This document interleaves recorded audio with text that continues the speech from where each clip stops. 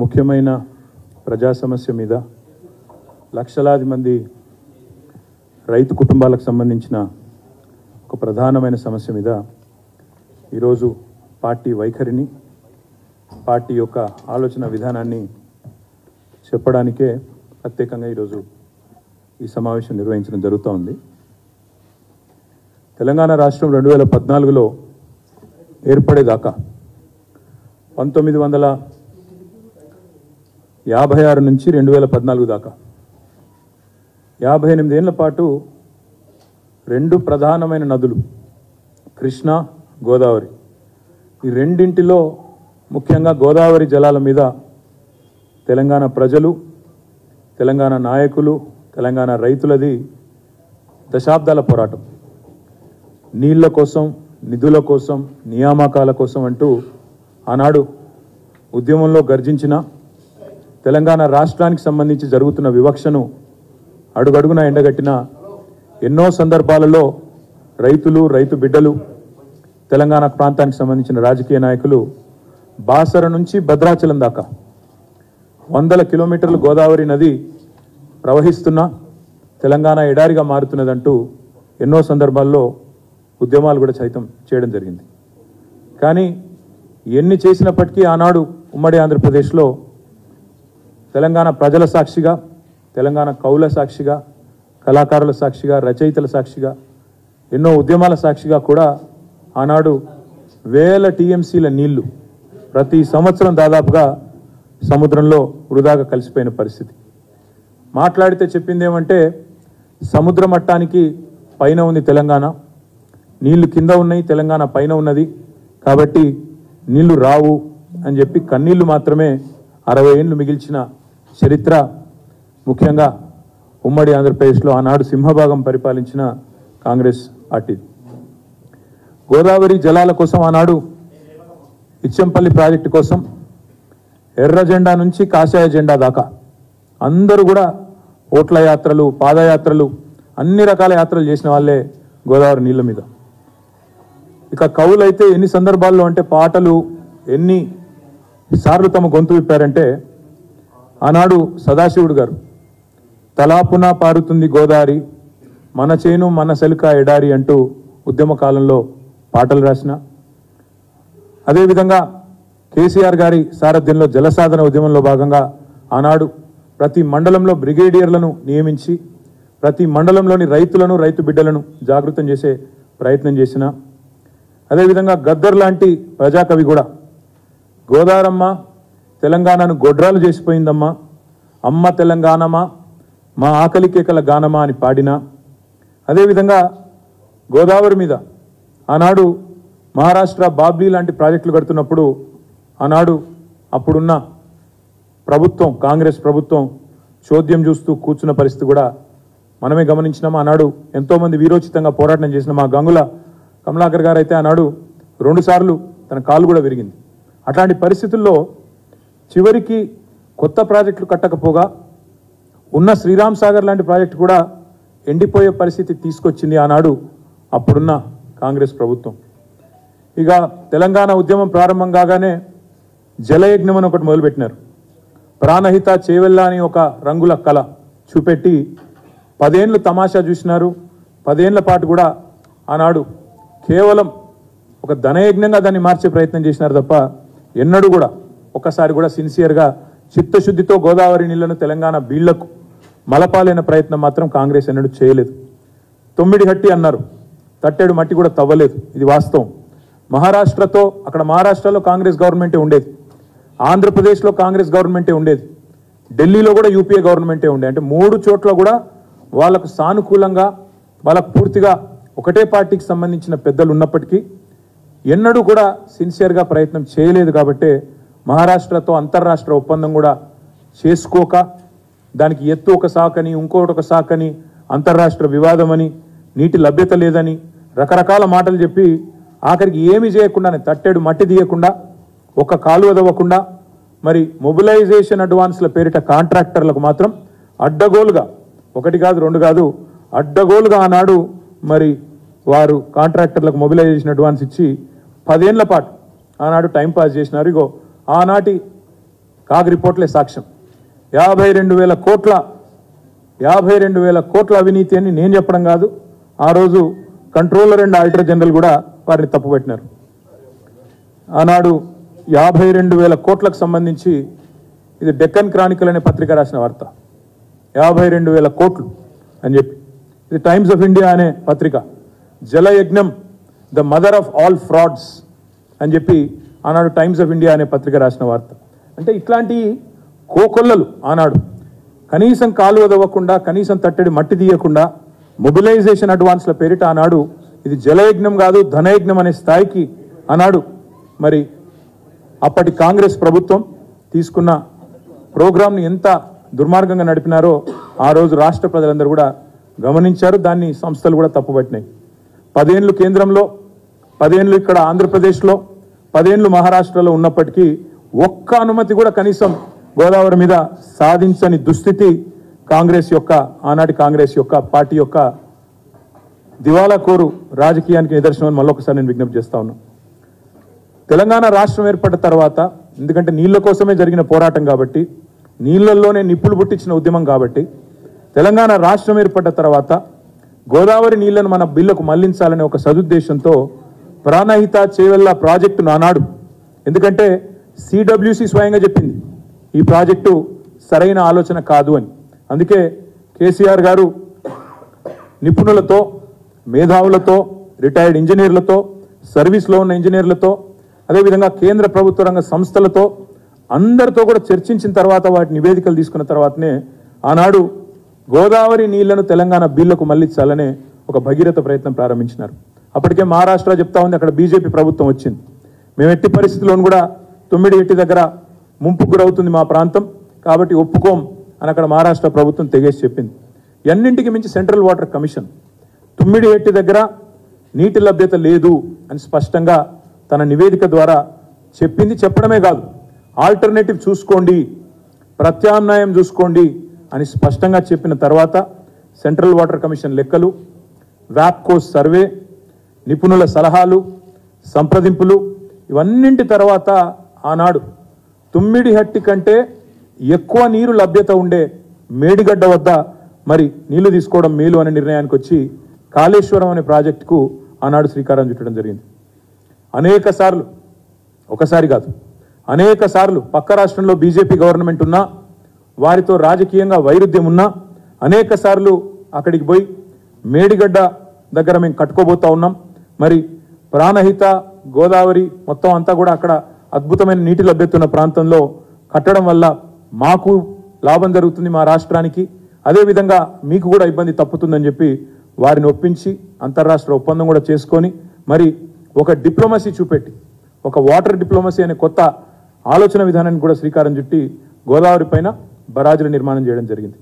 పక్క రాష్ట్రంతో పంచాయతీలు పెట్టుకొని అంతర్రాష్ట్ర ఇబ్బందులు, అంతర్రాష్ట్ర వివాదాలని చెప్పి ఉమ్మడి ఆంధ్రప్రదేశ్లో ప్రాజెక్టులు కట్టకుండా మరి ఆనాడు ఇబ్బంది పెడితే జల దౌత్యం నెరిపి మొత్తానికి అన్ని అనుమతులు కూడా సాధించి కాలంతో పోటీ పడుతూ కాళేశ్వరం ప్రాజెక్టు నిర్మించిన ఘనత గౌరవ పెద్దలు కేసీఆర్ గారిది.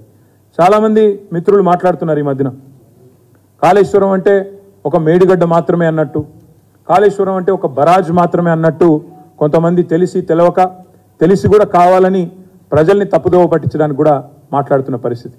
అసలు కాళేశ్వరం అంటే ఏమిటి అనేది రాష్ట్ర ప్రజలకు ఈరోజు చెప్పదలుచుకున్నాం. దాంతోపాటు తప్పకుండా రాష్ట్ర ప్రజలకు, అదేవిధంగా కొంతమంది తెలిసి తెలియక మాట్లాడుతున్న వాళ్ళకు కూడా సజీవంగా చూపెట్టాలన్న ఉద్దేశంతో మేము మేడిగడ్డకు కూడా బయలుదేరిపోబోతా ఉన్నాం. మరి పెద్దలు కేసీఆర్ గారు నల్లగొండ సభలో, బహిరంగ సభలోనే స్పష్టంగా చెప్పారు, మీరు పోవడం కాదు మేమే పోతాము నల్లగొండకి, మన మేడిగడ్డకి. మేడిగడ్డ మాత్రమే కాదు, అన్నారం పోతాము, సుందిల్ల పోతాము, మొత్తం కాళేశ్వరం ప్రాజెక్టు యొక్క సమగ్ర స్వరూపాన్ని ప్రజలకు అర్థమయ్యేటట్టు వాళ్లకు సజీవంగా చూపెడతాము అనే మాట కూడా ఈ సందర్భంగా నేను విజ్ఞప్తి చేస్తా ఉన్నా. కాళేశ్వరం అంటే ఒక మేడిగడ్డ కాదు, కాళేశ్వరం అంటే 3 బరాజులు, కాళేశ్వరం అంటే 15 రిజర్వాయర్లు, కాళేశ్వరం అంటే 21 పంప్ హౌజులు, కాళేశ్వరం అంటే 203 కిలోమీటర్ల సొరంగాలు, 203 కిలోమీటర్స్ ఆఫ్ టనల్స్, కాళేశ్వరం అంటే 1,531 కిలోమీటర్ల ప్రవాహ కాలువలు. కాళేశ్వరం అంటే 98 కిలోమీటర్ల ప్రెషర్ మెయిన్స్, 141 టీఎంసీల స్టోరేజ్ కెపాసిటీ, 240 టీఎంసీల వినియోగం. అంటే స్టోరేజ్ 141 టీఎంసీ అయితే యూటిలైజేషన్ 240 టీఎంసీలు. ఇవన్నిటి సమగ్ర సమాహారమే కాళేశ్వరం తప్ప ఒక బరాజ్ కాదు. 1,00,000 కోట్ల విలువ చేసే ప్రాజెక్టు అని ఒకవైపు చెప్తూ 1,00,000 కోట్లు కొట్టుకుపోయింది అని చెప్పి ఒకవైపు చిల్లర మాటలు మాట్లాడుతూ 3,500 వేల కోట్ల బరాజుని అందులో 84 పిల్లర్లుంటే 3 పిల్లర్లకు ప్రమాదం వస్తే మొత్తం బరాజే కొట్టుకుపోయింది అన్నట్టుగా, ఏదైతే కాళేశ్వరం మొత్తమే కొట్టుకుపోయింది అన్నట్టుగా చిత్రీకరించే ప్రయత్నం చేస్తున్నారో అందుకే ప్రజలకు చెప్పేది, కాళేశ్వరం అంటే ఒక మేడిగడ్డ కాదు. కాళేశ్వరం అంటే 3 బరాజులు, 15 రిజర్వాయర్లు, 21 పంపింగ్ స్టేషన్లు, పంప్ హౌజులు, 203 కిలోమీటర్ల టనల్స్, 1,531 కిలోమీటర్ల కాలువలు, ఎన్నింటితో పాటు అన్నింటికి మించి 40 లక్షల పైచిలుకు ఎకరాలకు నీరిచ్చే కామధేనువు Kaleshwaram. Kaleshwaram is not a simple project. 88 మీటర్ల ఎత్తు నుంచి సముద్ర మట్టం మీద 88 మీటర్ల ఎత్తు నుంచి 618 మీటర్ల ఎత్తుకి మరి గోదావరి గంగను పైకి తీసుకొని పోయే, ఏటికి ఎదురెత్తుతూ పైకి తీసుకొని పోయే ఒక బృహత్తరమైన కార్యక్రమం కాళేశ్వరం. ఇంకొక మాటలో చెప్పాలంటే తెలంగాణ టోపోగ్రఫీ తెలిసిన వారికి తెలుసు, తెలియని వారికి తెలియదు. తెలంగాణ దాదాపుగా ఒక గుడిసెలాగా ఇట్లుంటుంది. మధ్యలో హయ్యర్ ప్లాటో ఉంటే రెండు వైపులా, ఒకవైపు కృష్ణ మరొక వైపు గోదావరి. కృష్ణ 100, 110, 120 మీటర్ల స్థాయిలో కృష్ణ ప్రవహిస్తుంటే అబవ్ సీ లెవెల్. ఇంకోవైపు గోదావరి 80, 90 మీటర్ల లెవెల్లో గోదావరి ప్రవహిస్తుంది. పైన హైదరాబాద్ లాంటి పట్టణం 535 మీటర్ల పైన హైదరాబాద్. కొండపోచమ్మ సాగర్ లాంటి ప్రాంతం 618 మీటర్లు. లక్ష్మీదేవిపల్లి షాద్ నగర్ ఏరియాలో 650 మీటర్లు. ఇట్లా ఏటవాలుగా ఉండే ఒక పరిస్థితి తెలంగాణది. తెలంగాణ యొక్క టోపోగ్రఫీ, దాని యొక్క పరిస్థితి తెలిసిన వాళ్ళు ఎవరైనా సరే తెలుసుకునేది ఏంటంటే, దిగువన పారుతున్న గోదావరిని ఎగువకు ఎదురెక్కించడానికి, రప్పించడానికి చేసిన భగీరథ ప్రయత్నమే కాళేశ్వరం. తెలంగాణ రాష్ట్రానికి కామధేనువు, తెలంగాణ రైతాంగానికి కామధేనువు కాళేశ్వరం. తెలంగాణను కరువు నుంచి కూడా గట్టెక్కించే కామధేనువు కాళేశ్వరం. తాగునీటికి, సాగునీటికి, దేనికి ఇబ్బంది లేకుండా చేసే అద్భుతమైన కామధేనువు కాళేశ్వరం. ఎన్నో కేసులు వేసినారు, ఈ ప్రాజెక్టు కాకుండా చేయాలి, కేసీఆర్కు మంచి పేరు వస్తుంది, తెలంగాణ దశాబ్దాలు పడ్డ కష్టం తీరిస్తే కేసీఆర్ శాశ్వతంగా ప్రజల గుండెల్లో మిగిలిపోతాడని చెప్పి ఎన్నో కేసులు వేసిన తర్వాత కూడా వాటన్నిటిని అధిగమించి, ఎన్నో రకాల ప్రయత్నాలు చేసినా వాటన్నిటిని అధిగమించి 400 పైచిలకు అనుమతులు సాధించి కేంద్ర ప్రభుత్వం ద్వారా, సిడబ్ల్యూసి కావచ్చు, ఫారెస్ట్ అండ్ ఎన్వైరన్మెంట్ మినిస్ట్రీ కావచ్చు, ఇంకా ఇతర శాఖలు కావచ్చు, గోదావరి గంగను మన పొలాల్లో ఉప్పొంగేలాగా చేసింది ఆనాడు కేసీఆర్ గారి నాయకత్వం, తెలంగాణ ఆనాటి ప్రభుత్వం. మీరు ఎత్తు మీద ఉన్నారు, మీకు నీళ్లు రావు అని చెప్పి దశాబ్దాల పాటు జరిగిన దగా ఏదైతే ఉందో, మోసం ఏదైతే ఉందో, దానికి చరమగీతం పాడుతూ దానికి ముగింపు పలికి గోదావరిలో మన వాటాను మనం తీసుకునే స్థాయికి కాళేశ్వరం ప్రాజెక్టుతో మన హక్కును మనం కాపాడుకున్న మన విషయాన్ని కూడా మన రాష్ట్ర రైతాంగానికి కూడా నేను విజ్ఞప్తి చేస్తా ఉన్నా. ఆనాడు ప్రాణహిత చేవల్ల అనే ఓ ప్రాజెక్ట్ తెలంగాణ ఉద్యమ దెబ్బకు జడిసి జలయజ్ఞంలో ఆదరాబాదరగా పెట్టినారు. ప్రాణహిత నుంచి తుమ్మిడిహెట్టి నుంచి నీళ్లు తీసుకొస్తాం, హైదరాబాద్ పక్కనే ఉండే చేవెళ్లకు నీళ్లు తెస్తామని చెప్పి నమ్మబలికి ఆనాడు ఆదరాబాదరగా ప్రాజెక్ట్ డిజైన్ చేశారు. చేస్తే 100 కిలోమీటర్ల, ఎక్కడ చేవెళ్ళ, ఎక్కడ తుమ్మిడిహెట్టి, ఎక్కడ కాగజ్ నగర్, అక్కడి నుంచి ఇక్కడికి నీళ్లు తీసుకొచ్చే ప్రాజెక్టులో ఆనాడు మరి స్టోరేజ్ కాన్సెప్టే లేదు. అంటే వరద నీటిని తీసుకొని మళ్ళీ నింపుకోవాలి, వరద కాలం 90 రోజుల, 120 రోజుల, 3 నెలల, 4 నెలల వరద వర్షాకాలంలో వచ్చినప్పుడు దాన్ని తీసుకొని నిల్వ ఉంచుకోవాలనే కాన్సెప్టే లేకుండా కేవలం 100 కిలోమీటర్లు తుమ్మిడిహెట్టి నుంచి, ప్రాణహిత నుంచి చేవెళ్ళకి తీసుకొచ్చే ఆనాటి ప్రాణహిత చేవెళ్ళ ప్రతిపాదనలో 16 టీఎంసీల సామర్థ్యం మాత్రమే, 16.4 టీఎంసీల రిజర్వాయర్లు మాత్రమే ఆనాడు పొందుపరచడం జరిగింది. దాన్ని పూర్తిగా సవరించి ఆనాడు, అది కూడా లేదు, నిజానికి స్టోరేజ్ కాన్సెప్టే లేదు, మన్నించాల. అక్కడి నుంచి నీళ్లు లిఫ్ట్ చేస్తాం, 16.4 టీఎంసీల నీళ్లు లిఫ్ట్ చేసి 16.5 లక్షల ఎకరాలకు నీళ్ళు ఇస్తామని చెప్పినారు తప్ప రిజర్వాయర్ కూడా ప్లాన్ చేయలేదు.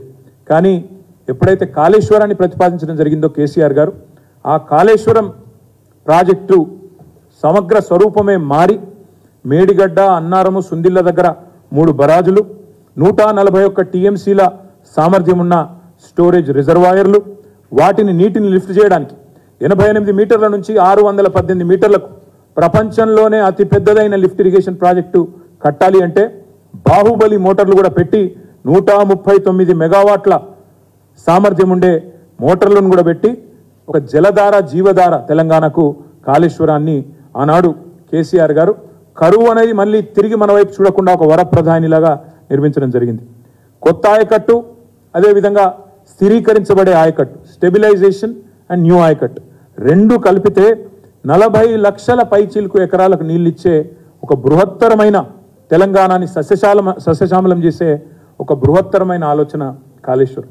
మరి దీన్ని కూడా కేవలం ఎప్పుడు చెప్తుంటారు పెద్దలు, ప్లాన్ ఏ ఉండాలి, ప్లాన్ బి ఉండాలి అని. అంటే ఒకవేళ ఒకటి విఫలమైనా నెక్స్ట్ ప్రత్యామ్నాయం కూడా ఉండాలని చెప్తారు. అదే పద్ధతుల్లో చాలా ఆలోచనతో తెలివిగా ఇంజనీర్లు అందరూ కూర్చొని అహోరాత్రులు శ్రమించి డిజైన్ చేసిన ప్రాజెక్టు, ప్లాన్ చేసిన ప్రాజెక్టు కాళేశ్వరం. ఇది మల్టీ స్టేజ్ లిఫ్ట్ ఇరిగేషన్ అని మీకు తెలుసు. ప్రతిసారి మేడిగడ్డ నుంచే ఎత్తిపోయాల్సిన అవసరం కూడా లేదు. ప్రతిసారి మేడిగడ్డ నుంచే నీళ్లు ఎత్తి ఆల్ ద వే కొండపోచమ్మ సాగర్కి తీసుకురావాల్సిన అవసరం లేదు. ఒకవేళ కడెం ప్రాజెక్ట్ నుంచి కనుక ఓవర్ఫ్లో వచ్చి ఎల్లంపల్లికి వస్తే అక్కడి నుంచే నీళ్లు తీసుకోవచ్చు. లేదా శ్రీరామ్ సాగర్ ప్రాజెక్ట్ నుంచి డైరెక్ట్గా ఒకవేళ వరద వస్తే ఫ్లడ్ ఫ్లో ద్వారా మిడ్ మానేర్ నుంచి లిఫ్ట్ చేయొచ్చు. ఈ రెండూ జరగని పక్షంలో ఎప్పటికీ పెరీనియల్ సోర్స్గా కిందికి నీళ్లు పోతా ఉన్నాయి 88 మీటర్ల స్థాయి కాబట్టి అక్కడి నుంచి అవసరమైతే మరి మేడిగడ్డ నుంచి కూడా ఎత్తిపోసుకునే ఒక సౌలతు, ఒక సౌలభ్యం ఆనాడు ఈ ప్రాజెక్టులో ఇమిడి ఉన్నాయి. అంటే 3 రకాలుగా నీళ్లను లిఫ్ట్ చేసుకోవచ్చు. కడెం నుంచి ఓవర్ఫ్లో వస్తే ఎల్లంపల్లి నుంచి నీళ్ళు తీసుకోవచ్చు. లేదా ఎస్ఆర్ఎస్పి నుంచే ఓవర్ఫ్లో ఫ్లడ్ ఫ్లో ద్వారా వస్తే మిడ్ మానేర్ నుంచే నీళ్ళు తీసుకోవచ్చు. ఈ రెండిట్లో కూడా కుదరకపోతే మేడిగడ్డ నుంచి కూడా లిఫ్ట్ చేసుకునే విధంగా ఇన్ని ఆల్టర్నేటివ్స్తో కాళేశ్వరం ప్రాజెక్ట్ని ఎలాంటి పరిస్థితుల్లో కూడా, అంటే అత్యంత దుర్భిక్ష కరువు పరిస్థితి ఉన్నా కూడా మనం ఎలాంటి ఇబ్బంది లేకుండా తెలంగాణ రైతాంగం ఇబ్బంది పడకూడదు, మంచినీటికి హైదరాబాద్ కూడా ఇబ్బంది పడకూడదన్న ఉద్దేశంతో కాళేశ్వరాన్ని పూర్తి స్థాయిలో ఆలోచనతో మనం నిర్మించుకోవడం జరిగింది. ఇందులో భాగంగా శ్రీరామ్ సాగర్ కానీ, నిజాం సాగర్ కానీ, సింగూర్ కానీ, అప్పర్ మానేర్ కానీ ఇట్లా మీడియం తరహా ప్రాజెక్టులు, మేజర్ ప్రాజెక్టులు ఏవైతున్నాయో వాటిని కూడా, వాటి ఆయకట్టును కూడా స్టెబిలైజ్ చేసే విధంగా కాళేశ్వరాన్ని డిజైన్ చేయడం జరిగింది. కొత్త ఆయకట్టు, స్టెబిలైజ్ చేసే పాత ఆయకట్టు మొత్తం కలిపితే 40 లక్షల ఎకరాలకు ఆనాడు కాళేశ్వరం ద్వారా ఎజెండా మనం ఆలోచనలో పెట్టుకున్న కార్యక్రమం. శివాలయంలాగా శిథిలమైపోయిన శ్రీరామ్ సాగర్ కూడా ఈరోజు జల కళతో జీవం పోసుకున్నది అంటే దానికి ముమ్మాటికి కారణం కాళేశ్వరమే.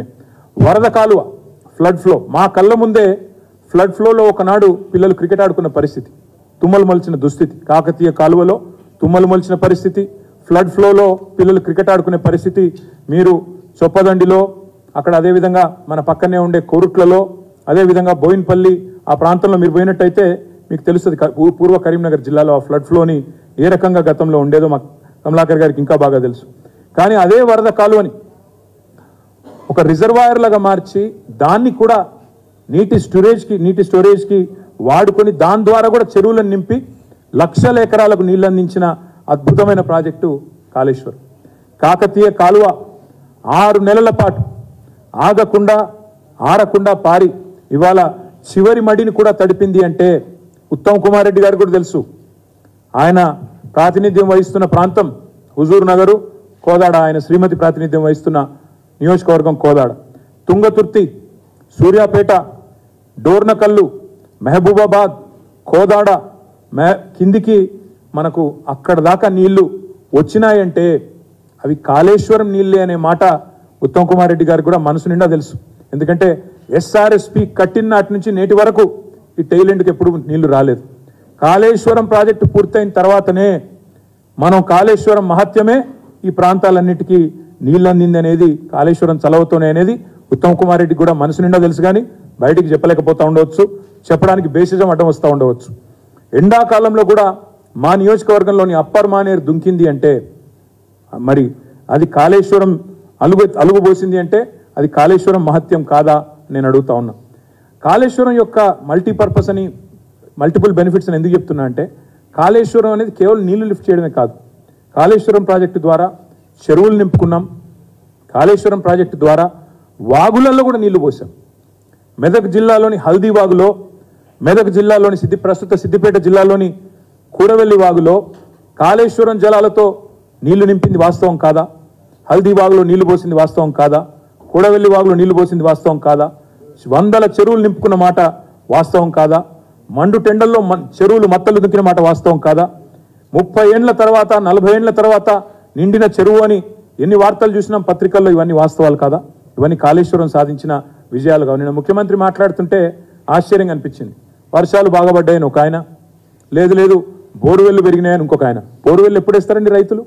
భూగర్భ జలాలు పెరిగితేనే కదా బోరువెల్లు వేసేది.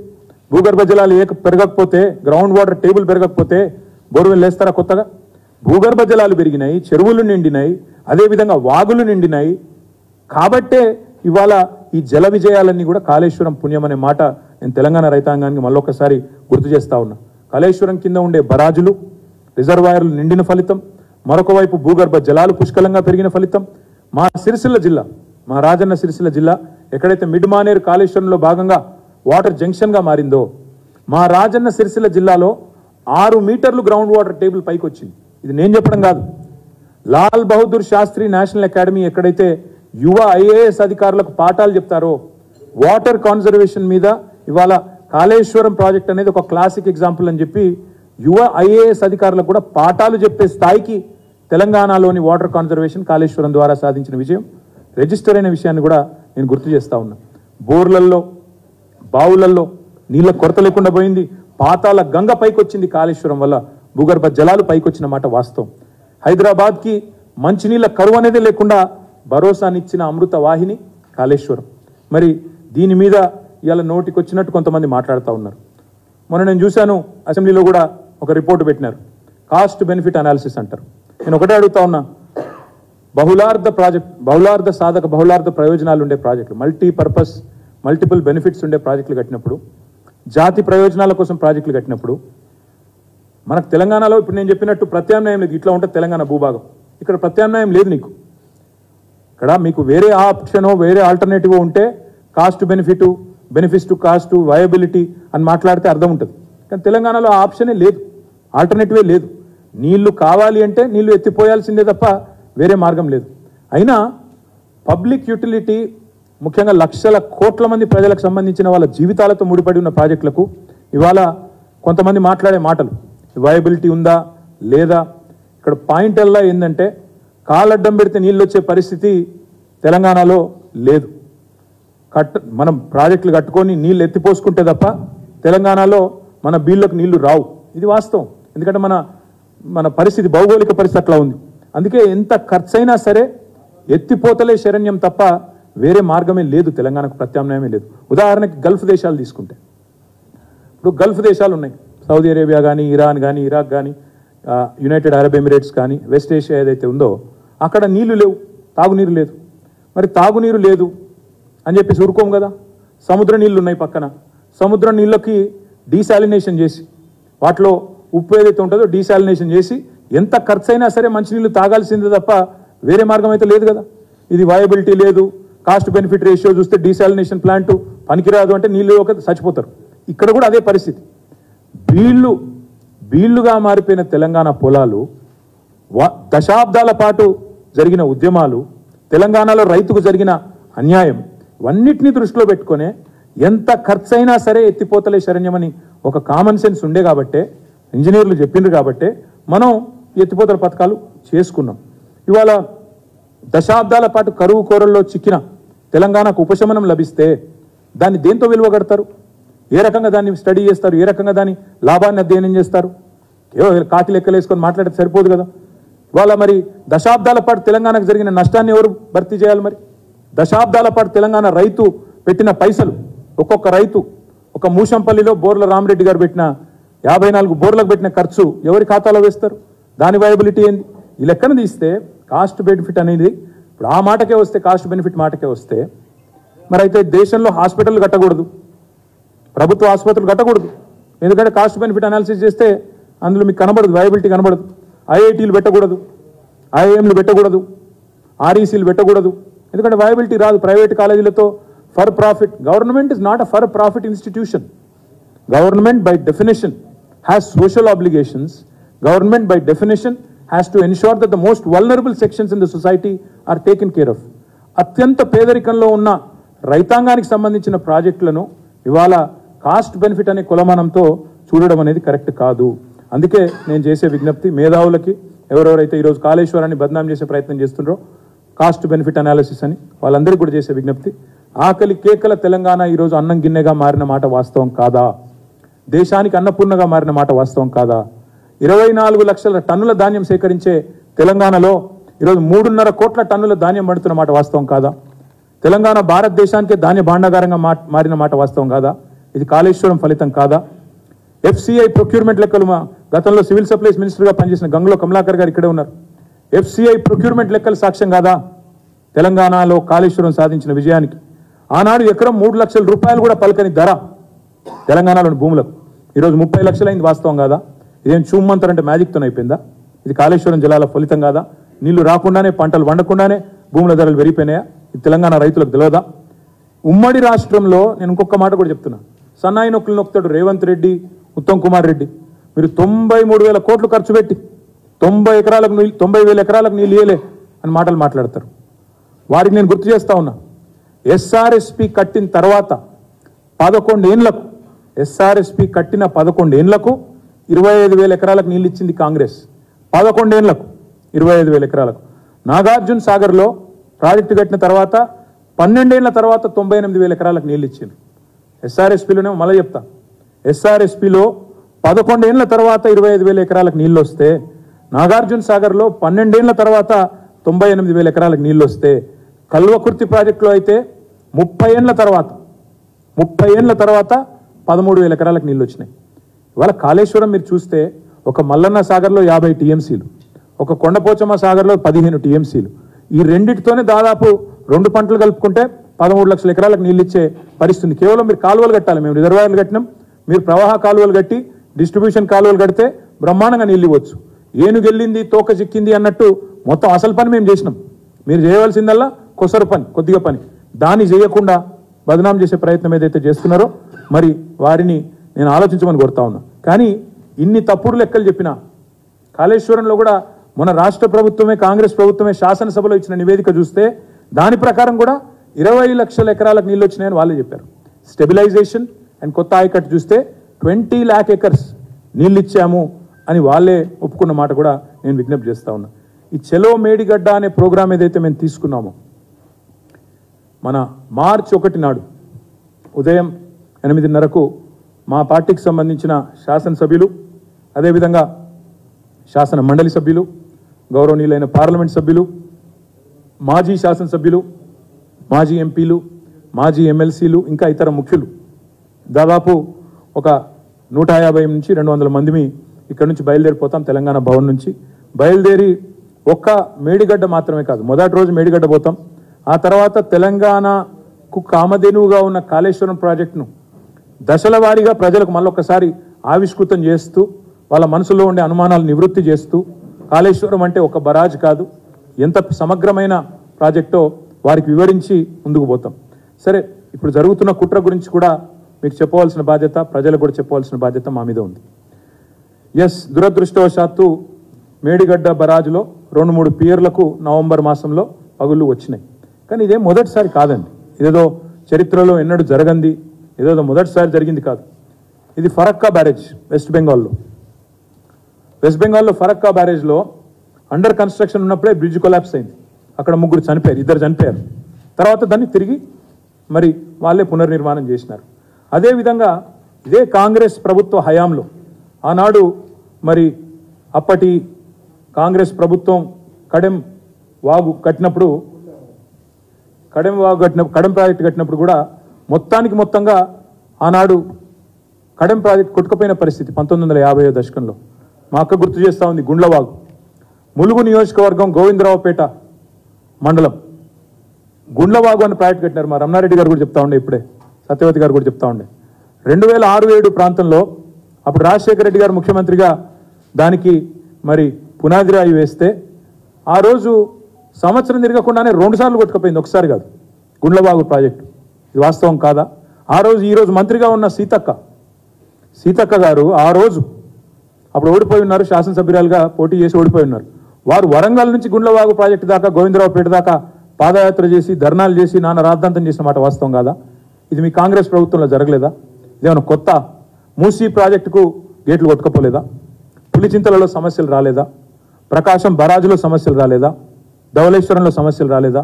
ఈ దేశంలో సాగునీటి ప్రాజెక్టులు కట్టినప్పుడు ఎక్కడన్నా సమస్యలు వస్తే వాటిని ఎట్లా పరిష్కరించాలనే ఓర్పు నేర్పు ఉండాలా? 1950వ దశకంలో ఇప్పుడే నేను చెప్పినట్టు కడెం మొదటి వరదకే మొత్తం కొట్టుకుపోయింది 57లో. మళ్ళీ పునర్నిర్మాణం చేసినారు ప్రభుత్వ ఖర్చుతో. గత ఏడాది కూడా ఓవర్ఫ్లో వచ్చి దాదాపు కొట్టుకుపోయినంత పని అయింది కడెం ప్రాజెక్ట్. కానీ మేమేం నిందించలేదే, కడెం కట్టిన వాళ్ళదే తప్పు అని ఈరోజు మేము నిందించలేదు. దేవాదులలో పైప్ లైన్లు, గూడెం లిఫ్ట్ పైప్ లైన్లు మోటార్ లాంచ్ చేస్తే పటాకుల్లాగా పేలిపోయినాయి. ఒకసారి కాదు 4-5 సార్లు జరిగింది. కానీ ఎప్పటికప్పుడు అప్పుడున్న ప్రభుత్వం దాన్ని పునరుద్ధరిస్తూ పోయింది. దేవాదుల ఫేజ్ 3లో టనల్ మొత్తం కూలిపోయింది. టనల్ పునరుద్ధరించడానికి ప్రయత్నం చేసినాం మా ప్రభుత్వం వచ్చినాక, కానీ అది సాధ్యం కాదు. దానివల్ల రామప్ప దేవాలయానికి కూడా ముప్పు వస్తుంది అంటే ప్రత్యామ్నాయంగా టనల్ని వదిలేసి ఇక పోయిన ఖర్చు పోయింది, అన్ప్రొడక్టివ్ ఇన్వెస్ట్మెంట్ అని చెప్పి వదిలేసి పైప్ లైన్ నిర్మాణం కూడా ప్రత్యామ్నాయంగా చేయడం జరిగింది. మూసీ గేట్లు కొట్టుకుపోయినాయి, ఇప్పుడే నేను చెప్పినట్టు. సింగూరు డ్యామ్ గేట్లు కూడా కొట్టుకుపోయినాయి. దామోదర రాజనరసింహ గారి జిల్లా, ఆయన కాన్స్టిట్యున్సీ. ములుగులో ఇప్పుడే నేను చెప్పినట్టు అక్కడ గుండ్లవాగు ప్రాజెక్టు కొట్టుకుపోయింది. నిజామాబాద్ జిల్లాలో కౌలాస్ నాలా మట్టికట్ట మొత్తం కొట్టుకుపోయింది. వరంగల్ జిల్లాలో ఆనాడు పాలెం వాగు కడితే 2 సార్లు మట్టికట్ట కొట్టుకపోలేదా? మా ప్రభుత్వం ఎన్నడో కట్టిన సర్ఫేస్ వేర్ని గార్జ్లోకి మార్చిన తర్వాత మళ్ళీ ఆ డ్యామ్ నిలబడ్డది తప్ప మొత్తం ఇది కొట్టుకపోలేదా? వరంగల్ జిల్లాలో పాలెం ప్రాజెక్టు. ఇక వేరే రాష్ట్రాల్లో అయితే లెక్కలేదు. ఇంకా ఇప్పుడు నేను చెప్పిన మన రాష్ట్రంలో ఉంది. వేరే రాష్ట్రాల్లో గుజరాత్లో మత్సు అనే డ్యాంలో 79లో కూలిపోతే 2000 మంది చనిపోయినారు. మత్సు అనే డ్యామ్ గుజరాత్లో 1979లో కూలిపోతే 2000 మంది మరణించిన ఒక దుర్ఘటన కూడా మన దేశంలోనే జరిగింది. కడప జిల్లాలో పోతులూరి వీరబ్రహ్మేంద్ర స్వామి డ్యాంను 2005-6లో తొలిసారి నింపినారు. 2022లో లీకేజ్ వచ్చింది. దానికి మళ్ళీ రిపేర్ చేసి వాళ్ళు నడుపుతూ ఉన్నారు. పోలవరం డయాఫ్రామ్ వాల్ కూడా దెబ్బతింటే దాన్ని కూడా రిపేర్ చేస్తూ ఉన్నారు. సిక్కింలో, వెస్ట్ బెంగాల్లో తీస్తా నది మీద గత ఏడాది వరదలకు అక్కడ డ్యామ్లు దెబ్బతిన్నాయి. సౌత్ లోన గ్లేషియల్ చెరువు మొత్తంగా తీస్తా డ్యామ్కు దానికి పొంగడంతో అక్కడ కూడా నష్టం వచ్చింది. అస్సాంలో ఇట్లా చాలా ఉన్నాయి. ఎగ్జాంపుల్స్ చెప్పాలంటే చాలా ఉన్నాయి. ఇవన్నిటికీ కూడా ఇంజనీరింగ్ సొల్యూషన్స్ కూడా ఉన్నాయి. ఇవాళ మేడిగడ్డలో ఒక చిన్న ప్రమాదం జరిగింది. సింపుల్గా కాఫర్ డ్యామ్ కట్టి దాన్ని రిపేర్ చేయొచ్చు. ఇది నేను చెప్పట్లా. ఇది ఒక కాఫర్ డ్యామ్ ఎట్లుంటుందంటే ఇట్లుంటుంది. నీళ్లు రాకుండా ఎక్కడైతే ఏ పిల్లర్ల దగ్గర అయితే ఇబ్బంది అయిందో అక్కడ నీళ్లు రాకుండా ఒక కాఫర్ డ్యామ్ కట్టి అటు నీరు రాకుండా చేసి దాన్ని రిపేర్ చేసి 84 పియర్లుండే మేడిగడ్డలో 3 పిల్లర్లలో ఒక బ్లాక్లో ప్రమాదం జరిగితే ఆ బ్లాక్ కాడికి నీళ్లు రాకుండా చేసి అక్కడ రిపేర్ చేయొచ్చు. వేగంగా చేయొచ్చు. 2 నెలల్లో పూర్తి చేయొచ్చు. రాబోయే వర్షాకాలం లోపల పూర్తి చేసి ఇక్కడ ఇంకో ఎగ్జాంపుల్ కూడా ఉన్నది చూడండి. అండర్ కన్స్ట్రక్షన్ బరాజులు ఇట్లే కడతారు. నీళ్లు రాకుండా చేసి ఎక్కడికక్కడ పిల్లర్లు వేసి సింపుల్గా చేస్తారు.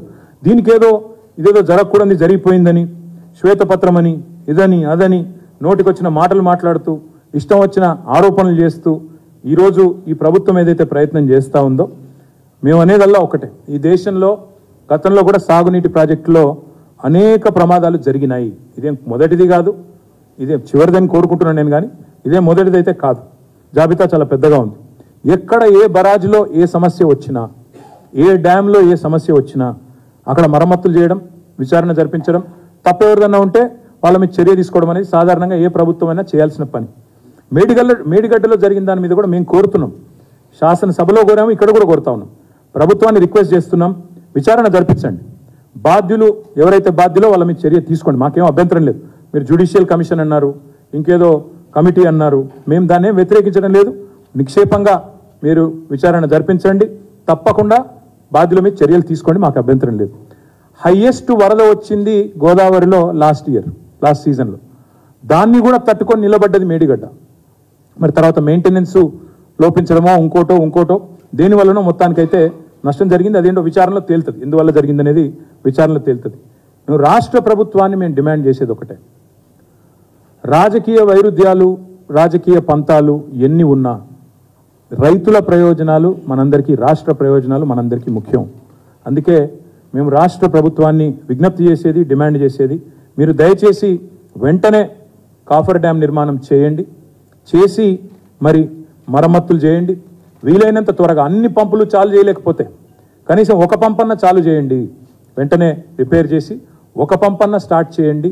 స్టార్ట్ చేసి రాబోయే మరి మాకు ఉన్న సమాచారం ప్రకారం కొంతమంది ఇరిగేషన్ అధికారులు కూడా మరి రైతులకు చెప్తా ఉన్నారు, అక్కడక్కడ ఏప్రిల్ మాసంలో, మే మాసంలో, జూన్ మాసంలో మంచినీళ్ళకే గోస ఉంటుంది, మీకేడికెళ్ళి నీళ్ళు ఇస్తాం, మీ పంటలకి నీళ్ళు ఇవ్వలేమని కూడా చెప్తా ఉన్నారంట.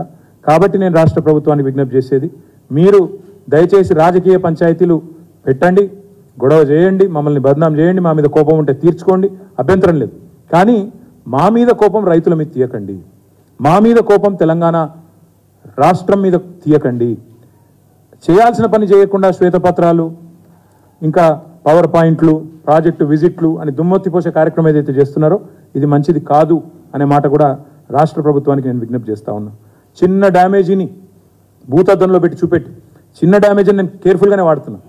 ఎందుకంటే 3 రిజర్వాయర్లు, 3 బరాజులు, 15 రిజర్వాయర్లు, 21 పంపింగ్ స్టేషన్లు ఉండే కాళేశ్వరంలో ఒక్క బరాజులో 84 పియర్లలో 3 పియర్ల కాడ సమస్య వస్తే దాన్ని భూతద్దంలో పెట్టి మొత్తం ప్రాజెక్టే కొట్టుకపోతుందన్న స్థాయిలో ఇవాళ పొలిటికల్ మైలేజ్ కోసం ఏదైతే ప్రయత్నం చేస్తూ ఉన్నారో దయచేసి దీన్ని మానుకోండి అని చెప్పి కూడా నేను ప్రభుత్వానికి విజ్ఞప్తి చేస్తూ ఉన్నా.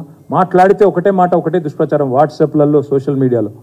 బరాజ్ మొత్తం పోతుంది, బరాజ్ కొట్టుకపోతుంది, ఒక బరాజ్లో 3 పిల్లర్లకు పగుళ్ళు పడితే మొత్తం 1,00,000 కోట్లు వేస్ట్ అయింది. ఈ రకమైన చిల్లర ప్రచారం ఏదైతే ఉందో మానుకుంటే, ఈ పచ్చి అబద్ధాలు మానుకుంటే ప్రభుత్వానికే మంచిది. ఈ అబద్ధపు దుర్మార్గాలతో ఎక్కువ రోజులు నెట్టుకరాలేరన్న మాట కూడా నేను వారికి విజ్ఞప్తి చేస్తా ఉన్నా. కాకపోతే మాకైతే అనుమానం ఉంది, రేవంత్ రెడ్డి గారు ఆయన మాట్లాడుతున్న మాటలు, ఆయన చేస్తున్న ఆలోచనలు, ఆయన చేస్తున్న ప్రకటనలు చూస్తుంటే ఖచ్చితంగా ఒక కుట్రపూరితమైన ఆలోచనతోనే ప్రభుత్వం ఉన్నట్టుగా మేము అనుకుంటా ఉన్నాం. కాళేశ్వరం ప్రాజెక్టు మొత్తం కొట్టుకపోవాలి అంటే 3 బరాజులు కొట్టుకపోవాలి అనే ఆలోచన, అనే దుర్బుద్ధి, ఒక కుట్ర ప్రభుత్వమే చేస్తున్నట్టుగా నేనైతే భావిస్తా ఉన్నాను. 3 బరాజులు కొట్టుకపోవాలి, ఈ లోపల అవసరమైతే ఇప్పుడు దాన్ని రిపేర్ చేయకుండా అట్లే వదిలేసి వర్షాకాలంలో వరద వస్తే 3 కొట్టుకపోయి చూసినావా కేసీఆర్ కట్టినాయన్ని కొట్టుకపోయినాయి అని చెప్పాలనే ఒక చిల్లర ఆలోచన కూడా కనబడతా ఉంది. ఎందుకంటే వాళ్ళే చెప్తున్నారు మరమ్మతులు చేయం, నీళ్లు నింపం అని చెప్పడం వెనుక కుట్ర కాకపోతే మరేందో తెలంగాణ రైతులు కూడా ఆలోచించాలి. ప్రజాధనంతో కట్టిన ఈ బరాజ్ మరి ఒక చోట 84 పిల్లర్లు ఉన్న దానిలో 3 చోట్ల 3 పిల్లర్లలో ప్రాబ్లం వస్తే మీరు రిపేర్ చేయించండి, అవకాశం ఉంది, ఇంజనీరింగ్ నిపుణులను పంపించండి, ఇబ్బంది ఉంటే ప్రజలకు చెప్పండి. కానీ సోషల్ మీడియాలో చిల్లర ప్రచారాలు చేయకండి. కేవలం మీ క్షుద్ర రాజకీయాల కోసం, మీ రాజకీయ లాభం కోసం మేడిగడ్డను బలి చేయాలి అనే ఆలోచన ఏదైతుందో దీన్ని మానుకోండి. రైతులకు నీళ్ళు ఎట్లిద్దామో ఆలోచించండి. ఇంకొక మాట కూడా నేను విజ్ఞప్తి చేస్తా ఉన్నా, పవర్ పాయింట్ ప్రజెంటేషన్లు, మేడిగడ్డకు విజిట్లు ఇవన్నీ అయిపోయినాయి, మీరు చెప్పాల్సినంత అయిపోయింది. కొత్తగా ప్రజలకు కూడా బోర్ కొడుతుంది, ఎందుకంటే ఇంకా మా విలేకరులకు కూడా బోర్ కొడుతుండొచ్చు ఇప్పటికీ, ఎందుకంటే విని బోర్ కొడుతుండొచ్చు. కాబట్టి మీరు దయచేసి దీని నుంచి ఉపశమనం ఏంది, అల్టిమేట్ పరిష్కారం ఏంది అది చెప్పండి. అది చెప్పకుండా ఇవాళ కమిటీలని, రిపోర్ట్లని కాలయాపన చేస్తే అది మంచిది కాదు. తక్షణమే మరమ్మతులకు మీరు ఆదేశించండి. మీరు తప్పకుండా వానాకాలం రాకముందే, మేడిగడ్డ నీళ్లపాలు కాకముందే మేల్కోండి. రాష్ట్ర ప్రయోజనాలు, రైతాంగ ప్రయోజనాలు దృష్టిలో పెట్టుకొని రాజకీయ వైరుధ్యాలు పక్కన పెట్టి ముందుకు రావాలని కోరుతా ఉన్నా. కక్షపూరితమైన వైఖరి మానేయాలని చెప్పి కోరుతా ఉన్నా. అదే మాదిరిగా మరి ఇంకొక మాట కూడా చివరిగా నేను ముగిస్తాను. ఇక అయిపోయింది, మీరు చేయాల్సిన కార్యక్రమం అంతా జరిగిపోయింది.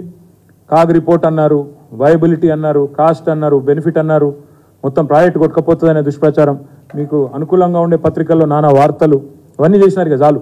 మీరు చేయవలసింది ఇప్పుడు నిజంగా రైతుల మీద ప్రేమ ఉంటే, తెలంగాణ మీద ప్రేమ ఉంటే రిపేరు చేసి మేడిగడ్డ బరాజ్ను వెంటనే కనీసం ఒక పంపన్న ఆన్ చేసి నీళ్ళు ఎత్తిపోసి మరి రాబోయే రోజుల్లో పంటలు ఎండకుండా, మంచినీటికి సమస్య కాకుండా, హైదరాబాద్ కూడా డ్రింకింగ్ వాటర్కి సమస్య కాకుండా చేయాలని చెప్పి కూడా నేను విజ్ఞప్తి చేస్తూ మళ్ళొక్కసారి మీ అందరికి కూడా నా విజ్ఞప్తి ఏమంటే, మరి 1 మార్చి నాడు దయచేసి మీడియాని కూడా నేను రిక్వెస్ట్ చేస్తా ఉన్నా, మీరు కూడా రండి.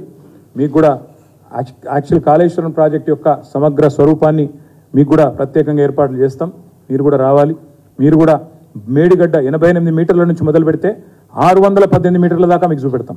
అక్కడి నుంచి ఇక్కడ వరకు నీళ్లు ఎట్లా పైకి తీసుకొచ్చింది కేసీఆర్ ప్రభుత్వం, ఎట్లా తెలంగాణ ఇవాళ 3.5 కోట్ల ధాన్యం పండించే స్థాయికి చేరుకుంది, ఎట్లా భూగర్భ జలాలు పెరిగినాయి, ఎట్లా చెరువులు నింపినాం, ఎట్లా సమర్థవంతంగా తెలంగాణలో వ్యవసాయాన్ని పండుగ చేసినామో ఇవన్నీ కూడా మీకు చూపెడతాం. ఇవాళ చిన్న సమస్యను భూతద్దంలో పెట్టి పెద్దగా చేసే ప్రయత్నం ఏదైతే చేస్తున్నారో దాన్ని కూడా తప్పకుండా ప్రజలకు ఎక్స్ప్లెయిన్ చేస్తాం. చివరిగా వీళ్ళు చేస్తున్న దుష్ప్రచారాన్ని, చిల్లర ప్రచారాన్ని తిప్పికొట్టడానికి కూడా కాళేశ్వరం యొక్క వాస్తవాలు, సమగ్ర స్వరూపాన్ని కూడా ఇది మీకు కూడా నివేదిక అందజేస్తాం అందరికీ. దయచేసి ఇందులో అన్ని కూడా డీటెయిల్స్ ఉన్నాయి. ఎందుకు రీడిజైన్ చేయాల్సి వచ్చింది ఏమంటారు, ఇవి కూడా మీ అందరు కూడా అందజేస్తాం, మా టీం అందజేస్తుంది. తప్పకుండా దీన్ని కూడా మీరు అధ్యయనం చేయాలని చెప్పి కూడా వాళ్ళు చేస్తున్న విష ప్రచారం, వాస్తవాలు ఏంది ఇవన్నీ కూడా తెలియజేస్తామని చెప్పి కూడా మీకు విజ్ఞప్తి చేస్తూ, మార్చి 1 నాడు మేడిగడ్డకి మా శాసనసభ్యులు, మా పార్లమెంట్ సభ్యులు మార్చి 1వ తారీఖు నాడు, ఏ వారం 1వ తారీఖు, మార్చి 1వ తారీఖు నాడు వెళ్తాము. వెళ్ళి ఇక్కడ తెలంగాణ భవన్ నుంచే స్టార్ట్ అవుతాము అందరం కూడా కలిసి. మరి అందరం కూడా మేడిగడ్డ నుంచి మొదలుపెట్టి ఎందుకంటే ఇప్పుడు ఈ ప్రాజెక్టు మొత్తం మీరు అధ్యయనం చేయాలంటే కనీసం వారం రోజులు పడుతుంది కదా. మీరు కూడా మరి తట్టాబుట్ట అన్ని చదువుకొని బిస్తరాన్ని కట్టుకొని వస్తేనే వారం రోజులు పడుతుంది. కాబట్టి వాళ్ళు అనుకున్నట్టు ఒక చిన్న బరాజ్ కాదు కదా, పెద్ద ప్రాజెక్ట్ కాబట్టి కొంత 1 వీక్ 10 డేస్ పట్టినా సరే సమగ్రంగా మీకు చూపెట్టే బాధ్యత మాది.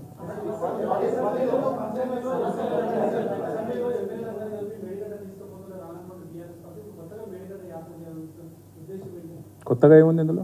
ఆ రోజు మా నాయకుడు నల్లగొండలోనే ప్రకటించారు, స్పష్టంగా ప్రకటించి ఆ రోజే చెప్పాం, మీకు అవగాహన లేదు కాళేశ్వరం అంటేనే మేడిగడ్డ అనుకుంటున్నారు. Medigadda is 1 small component of Kaleshwaram. అందుకే మేడిగడ్డ మాత్రమే కాదు, మొత్తం సమగ్ర స్వరూపాన్ని చూపెడతామని మేము అంటున్నాం. ఇప్పుడు నాణానికి ఎప్పుడైనా 2 వైపులు ఉంటాయి బ్రదర్. వాళ్ళు ఒకవైపు మాత్రమే చూపెట్టి ఒక చిన్న ఇష్యూని పెద్ద ఇష్యూగా చూపెట్టి మొత్తం ప్రాజెక్టును బదనాం చేసి, తెలంగాణను బదనాం చేసి రాజకీయంగా ప్రయోజనం పొందే ప్రయత్నం వాళ్ళు చేస్తున్నారు. మేమేం చెప్తున్నాము, మీరు ఎంక్వైరీ చేసుకోండి, ఏ యాక్షన్ తీసుకుంటారో తీసుకోండి, కానీ వెంటనే రిపేర్ చేయండి, వెంటనే మరమ్మతులు చేపట్టండి. మీరు కట్టిన ప్రాజెక్టుల్లో ఇబ్బందులు వస్తే మేము ఆల్రెడీ రిపేర్ చేయించినాం, మరమ్మతులు చేసినాం, నడిపినాం. మీ టన్నల్ బోరింగ్ మెషిన్లు ఎస్ఎల్బీసీలో ఇరుక్కపోతే మేము ఆపేయలేదు, దాన్ని కూడా తవ్వినాం, ముందుకు తీసుకొని పోయినాం. ఇంకో కిలోమీటర్లు మాత్రమే మేము తప్పకుండా ముందుకు తీసుకొని పోయినాం. అదేవిధంగా ఇవాళ ఒక ప్రీమెడిటేటెడ్ మైండ్తో మమ్మల్ని ఆ రోజు పిలిచిన మాట వాస్తవం, కొన్ని ప్రీమెడిటేటెడ్ మైండ్. మంత్రే చెప్తాడు డైరెక్ట్గా, అన్నారం కొట్టుకపోతుంది, సుందిలో కొట్టుకపోతుంది, ఈయనెట్లా చెప్తాడు, ఈయన ఇంజనీరా, ఆయనకి ఏం తెలుసు, మంత్రికి ఏం తెలుసు, ముఖ్యమంత్రికి ఏం తెలుసు. ఆడ పాపం ముఖ్యమంత్రి గారు పోయి మాట్లాడుతున్నప్పుడు అక్కడ ఇంజనీర్ గారు ఎక్స్ప్లెయిన్ చేయబోతున్నాడు, సార్ స్టెబిలైజేషన్ ఉంటుంది, కొత్త ఆయకట్టు ఉంటుంది, 2 ఉంటాయి, మొత్తం కలిపి 20 లక్షల ఎకరాలకు నీళ్ళు ఇచ్చినామని ఇంజనీర్ చెప్పబోతుంటే ఆయనను వారిస్తాడు ముఖ్యమంత్రి. అంటే నేను అనేది ఏమంటే, ఒక ప్రీమెడిటేటెడ్ ఎజెండాతో ఎలాంటి దర్యాప్తు చేయకుండా ప్రాజెక్ట్ కొట్టుకపోతుంది అని ముందే ఒక కుట్రపూరితమైన ఆలోచనను పెట్టుకొని వ్యవహారం చేస్తున్న ప్రభుత్వం వారి యొక్క వైఖరిని, ఈ తప్పుడు మాటలను తప్పకుండా ప్రజల ముందు ఎండగట్టాలి. కాబట్టి మేము కూడా పోతాం. మాతో ఎక్స్పర్ట్స్ కూడా తీసుకుపోతాం బ్రదర్, ఎక్స్పర్ట్స్ కూడా బ్రదర్. నేను అనేది అదే చాలా ప్రాజెక్టులు, ఇప్పుడే నేను ఇంత పెద్ద లిస్ట్ చదివిన, చాలా ప్రాజెక్టుల్లో సీపేజ్ వస్తుంది, లీకేజ్ వస్తుంది. వచ్చినప్పుడు వాటిని ఎట్లా రిపేర్ చేయాలి, ఎట్లా మెయింటైన్ చేసుకోవాలి, యాన్యువల్ మెయింటెనెన్స్ ఉంటుంది, ఇవన్నీ చేసుకుంటూ పోవాలి. Government is a continuous institution, దానిలో ఎవరికి రెండో అభిప్రాయం లేదు కదా. మా గవర్నమెంట్ ఈరోజు లేదు, 10 ఏళ్ళు మేము ఉన్నప్పుడు సమగ్రంగా మెయింటైన్ చేసినాము. తర్వాత ఎలక్షన్ పీరియడ్లో మేము ఆనాడు ఎలక్షన్ కమిషన్ ఆధీనంలో అన్ని వ్యవస్థలు ఉన్నప్పుడు ప్రమాదం జరిగిన తర్వాత కొత్త గవర్నమెంట్ వచ్చింది. కొత్త గవర్నమెంట్ ఏం బాధ్యత తీసుకోవాలి, వెంటనే రిపేర్ చేయాలి, వెంటనే ఆలోచన చేయాలి, ఒకవైపు ఎంక్వైరీ జరిపించాలి, ముందుకు పోవాలి. ఇప్పుడు మేము ప్రభుత్వంలో ఉన్న నాడు ఒక పంప్ హౌస్లోకి నీళ్ళు వచ్చి మునిగింది, దాన్ని మళ్ళీ రిపేర్ చేసి పునరుద్ధరించి మళ్ళీ నడిపినాం కదా. శ్రీశైలం వాళ్ళు కట్టిన శ్రీశైలంలోని జెన్కో ప్రాజెక్టులో కూడా నీళ్ళు వచ్చినాయి కదా, అక్కడ కూడా మేము రెస్టోర్ చేశాం కదా, మేమేం బదనాం చేయలేదు కదా. శ్రీశైలం మీరు కట్టారు, ఇంజనీరింగ్ తప్పు కాబట్టి ఈరోజు ఇట్లా అయింది, బదనాం చేసే కార్యక్రమం తర్వాత చేద్దరు, మాకు ఇబ్బంది ఏం లేదు. కానీ ఈరోజు నేను అనేది ఏమంటే, మీరు మొదలు చేయవలసిన పని చేయండి ప్రభుత్వంగా. ఇక సరిపోయినాయి పవర్ పాయింట్లు, మీ బిల్డప్లు, మీ శ్వేతపత్రాలు సరిపోయినాయి, చేయాల్సిన పని చేయండి. రాష్ట్రంలోని రైతులకు పంటలు ఎండకుండా చూసుకోండి, గొంతులు ఎండకుండా చూసుకోండి అనేది విజ్ఞప్తి. ఏ మేధావి చెప్పారు ఇది? ప్రపంచవ్యాప్తంగా బ్రదర్, ప్రపంచవ్యాప్తంగా this is how any project is repaired, any problem is rectified. ఇక అది కాదు నాకే అన్ని తెలుసు ఉత్తమ్ కుమార్ రెడ్డి గారు అనుకుంటే నేను చెప్పగలిగింది లేదు. ఎవరైనా ఇంజనీర్ చెప్తే స్పందిద్దాం, కానీ ఊరికనే ఎవరో చెప్తే స్పందించడం కరెక్ట్ కాదు కదా.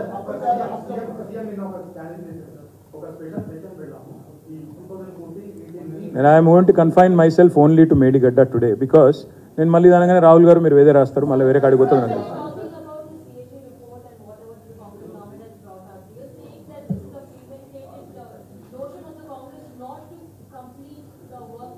No, since you mentioned CAG, let me point out quickly. This is what Honorable Prime Minister of India, Manmohan Singh, had said on coal scam when CAG had pointed out that it's a scam. He had slammed it. He said it's basically nothing but a frivolous piece of paper. This is what the then Congress government had said when it was pointed out that in Jalayagnam, మొత్తం 52,000 కోట్ల నష్టం జరిగింది అని ఆనాడు అప్పటి ప్రభుత్వం మీద CAG report ఇస్తే this is what Deccan Chronicle had written back then 52,100 crores cost of dam delays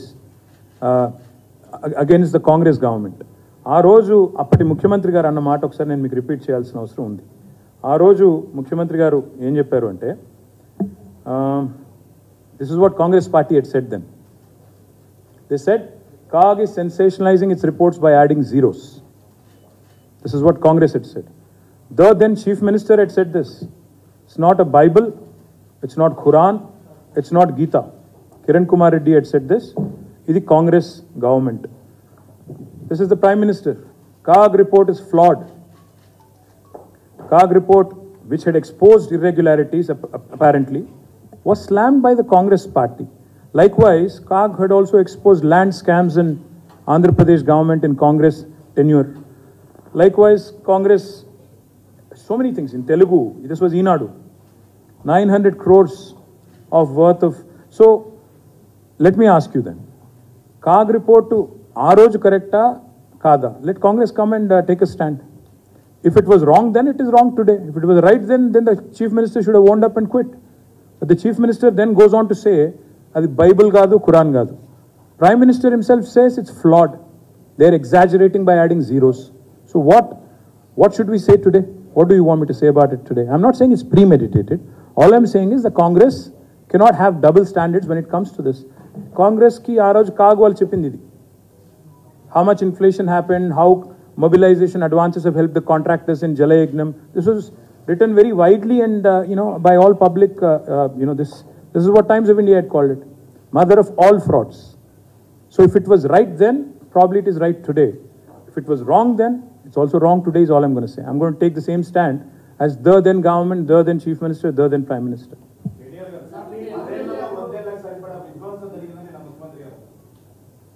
ఇంకా ఆయన గురించి ఇప్పుడు నేను I'm going to confine my self to Kaleshwaram and Medigadda. ఎందుకంటే ఆయన మీద మాట్లాడితే మీరు అదే రాస్తారు మళ్ళీ. నేను ఏమంటున్నా బ్రదర్, ఒక నిమిషం. ఈరోజు మీరు కాళేశ్వరం మీద మేడిగడ్డ మీద మీరు ఏం అడిగినా చెప్తా.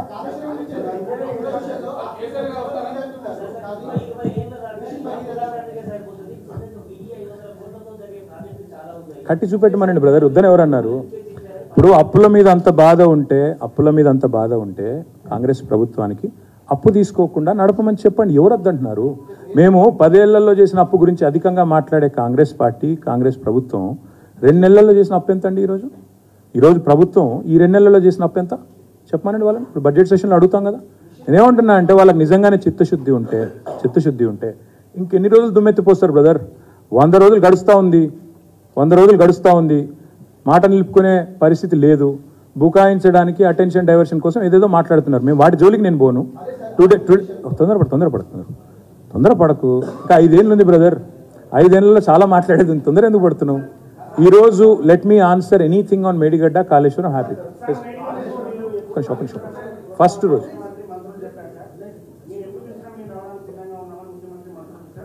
మేము ఫస్ట్ రోజు పోతున్నాం బ్రదర్. మేము ఫస్ట్ రోజు పోతున్నాము. రమ్మంటే వాళ్ళు కూడా వస్తా అంటే మేము వద్దంటాము బ్రదర్. రమ్మని చెప్తున్నా. వస్తామని వాళ్ళు అంటే మేము వద్దంటాం అంటున్నా. Let's give a chance to Balu. I thought you were retired man. Third TMC was shelved by this project, with this government.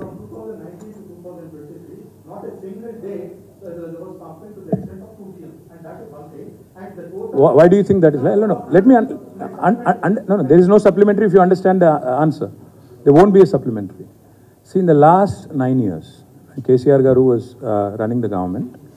Fortunately for us, every year we had good rainfall, right?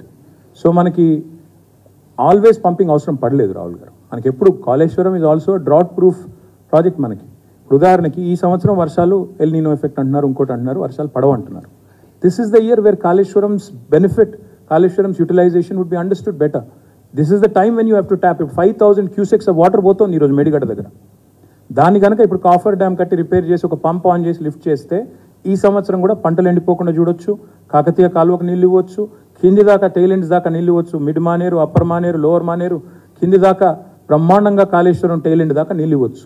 కానీ పంతానికి పోయి ఆ నీళ్లు lift చేయకుండా కిందికి వృధాగా సముద్రంలో పోతుంటే ప్రేక్షక పాత్ర వహిస్తున్నారు. This is criminal negligence is what I'm saying. 2.5 months అయింది, ఎందుకు రిపేర్ చేయరండి? ఎందుకు పూనుకోరు రిపేర్కి? ఎందుకు ఈ పంతం? రాజకీయంగా ఉంటే విచారణ జరిపించండి, యాక్షన్ తీసుకోండి, చర్యలు తీసుకోండి, no problem. Any government should do that. All we're saying is rectification measures ఎక్కడా, ఎందుకు చేయట్లేదు, ఎందుకు చేయడానికి ఇష్టపడట్లేదు? ప్రాజెక్ట్ కొట్టుకుపోవాలన్నదే మీ ఎజెండానా, మీ కాన్స్పిరసీ, మీ కుట్ర ప్రాజెక్ట్ కొట్టుకుపోవాలనా? వర్షాకాలంలో వరద వస్తే 3 బరాజులు కొట్టుకుపోవడమే మీ ఉద్దేశమా? తద్వారా కేసీఆర్ గారిని బద్నాం చేయడమే మీ ఉద్దేశమా? తర్వాత వచ్చే ప్రాజెక్టులో మళ్ళీ కమిషన్లు కొట్టడమే రేవంత్ రెడ్డి యొక్క ఎజెండానా? అడుగుతా ఉన్నా, తప్పే ఉంది అందులో.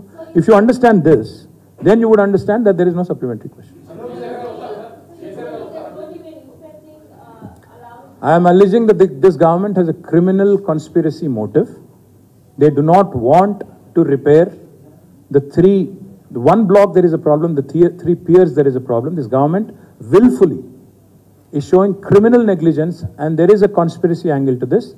They want deliberately for the barrage to be washed away in the upcoming rainy season. Therefore, they are not wanting to rectify the problem there. That's my allegation. If that is not true, that is not factually correct, let the minister or the chief minister respond, and let them come on record and tell us why they are not resorting to any kind of rectification measures. We are not against any inquiry, any action to be taken. Please go ahead. We have demanded in the assembly itself. We had even demanded a judicial inquiry if needed. But none of that is happening. Neither an inquiry is happening nor repairs are happening.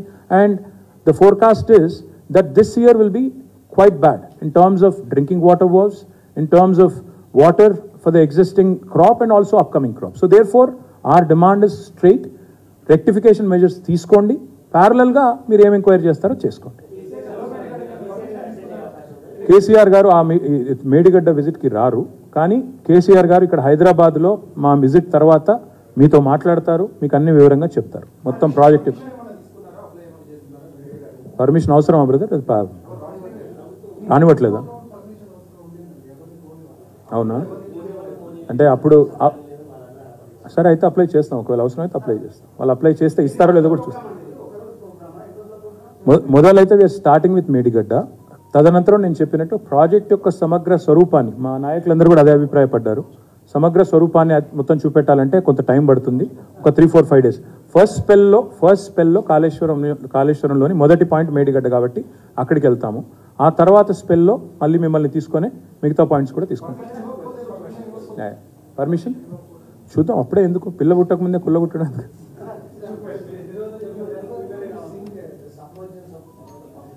Sorry,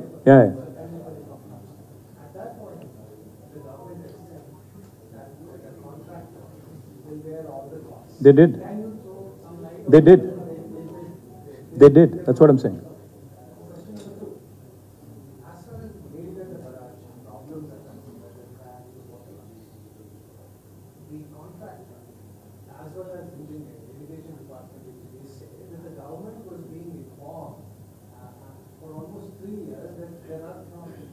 See, if there is going, listen to me.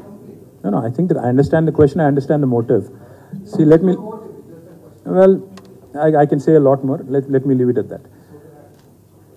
Go on. Complete the question. So, if the government was aware, was the government aware of it at the higher level? Mm-hmm. And if it was not, then when the actual facts happened, when the real big thing happened in October, did the government find out why things were not being informed or communicated out?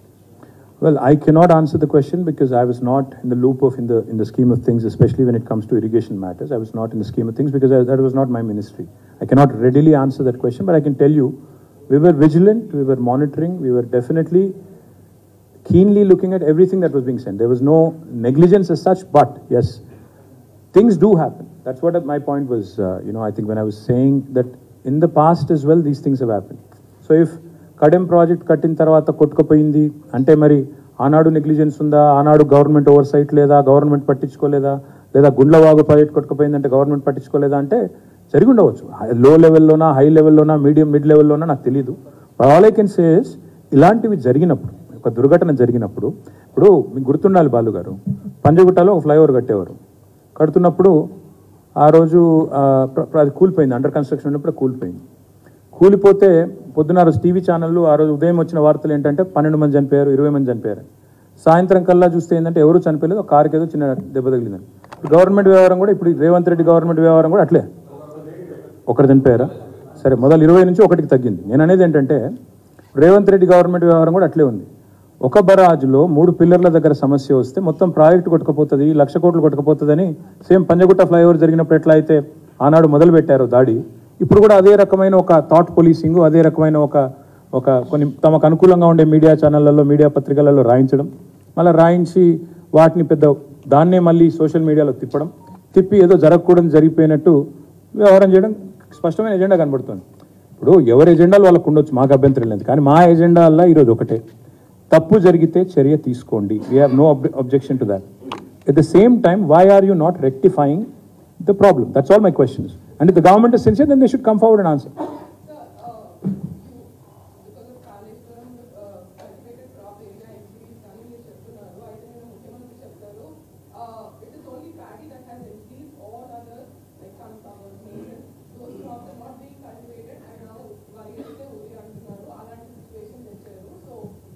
The Papa Mukhyamantri Gariki, see, unfortunately, on the one hand, he says he's a son of a farmer. But unfortunately, he doesn't seem to understand the topography of Telangana, neither the farmers' plight in Telangana.